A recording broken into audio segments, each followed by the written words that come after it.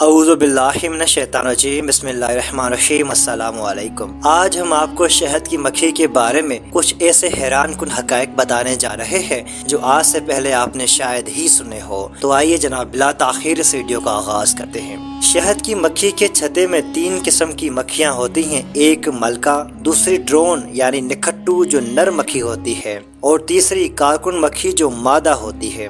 Drone जो कि नर होता है, इसलिए इसका बुनियादी काम मलका के साथ मिलाप होता है ताकि कॉलोनी बढ़ाई जा सके। ये छत्ते से बाहर नहीं जाता तो इस वजह से शहद नहीं बनाता, बल्कि तैयार शुदा शहद पीता है और ये डंक भी नहीं मार सकता। वर्कर मक्खी जो मादा होती है कॉलोनी के मुकम्मल अमूर संभालती है, जैसे छत्ते का दिफा करना, फूलों से रस और बच्चों का देखभाल करना शामिल है।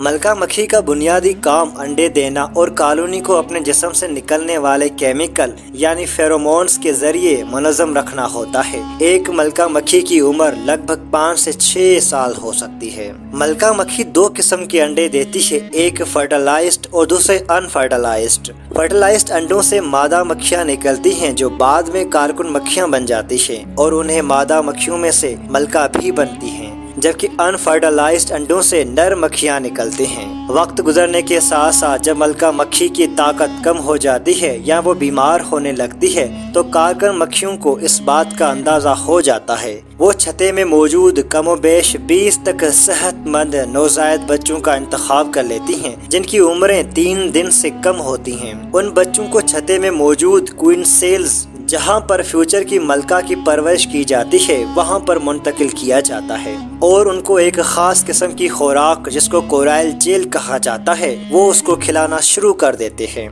अब इन 20 में से जो भी पहले बुलूगत को पहुंच जाती है वो सबसे पहले क्वीन सेल्स में मौजूद मक्खियों को मार देती है ताकि इसका कोई हरीफ बाकी ना रहे। बाज़ औक़ात ऐसा भी हो जाता है कि एक ही वक्त में 2 या इससे ज्यादा मलकाएं निकल आती हैं। ऐसी सूरत में ये सब आपस में लड़ने लगती हैं और उनमें से एक ही जिंदा बच जाती है। अब बाकियों से छुटकारा पाने के बाद इसकी तवज्जो पहले से मौजूदा बूढ़ी मलका पर मरकूज हो जाती है। नई मलका के निकलने के बाद अक्सर कारकुन मक्खियाँ पुराने मलका को बैलिंग टेक्निक के जरिए मार देती है।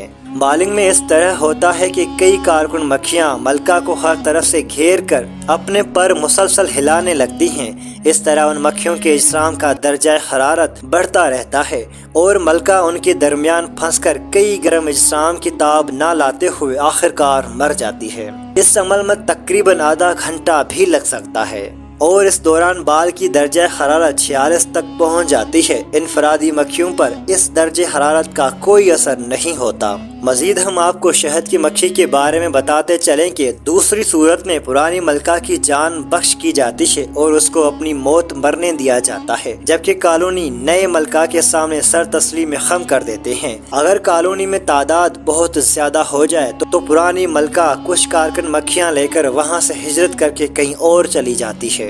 कभी कभार जब मलका की अचानक मौत वाक़ हो जाती है तो इमरजेंसी बुनियादों पर इस तरह नई मलका बना दी जाती है। बाज़ औक़ात ऐसा भी होता है कि मलका की अचानक मौत के बाद कारकुन मक्खियाँ दूसरी मलका नहीं बना पाती। मलका मक्खी के जिस्म से एक खास किस्म का केमिकल खारिज होता रहता है जिसके असर से बाकी मादा मक्खियाँ अंडे देने के काबिल नहीं रहती। मलका मक्खी की अचानक मौत के बाद जब उस केमिकल का असर खत्म हो जाता है तो कारकुन मक्खियाँ भी अंडे देना शुरू कर देती हैं, मगर चूँकि ये फर्टिलाइज्ड नहीं होती इसलिए सिर्फ नर मक्खियाँ पैदा हो जाती हैं जो काम काज नहीं करते और यूं वक्त के साथ साथ पूरी कॉलोनी ख़त्म हो जाती है। जी हाँ जनाब, ये थी शहद की मक्खी के बारे में कुछ हैरान कुन मालूमात। उम्मीद करता हूँ कि आपको बहुत कुछ सीखने को मिला होगा। आपके समातों का बहुत बहुत शुक्रिया। जज़ाकल्लाह। अस्सलामु अलैकुम व रहमतुल्लाहि व बरकातहू।